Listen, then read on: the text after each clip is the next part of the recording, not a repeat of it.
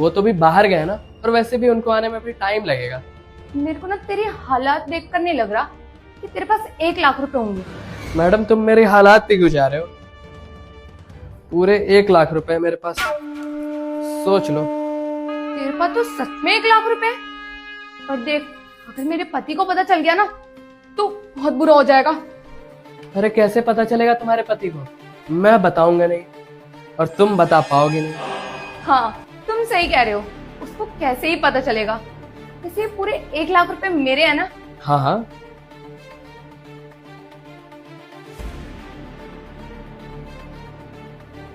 तो फिर चले अंदर।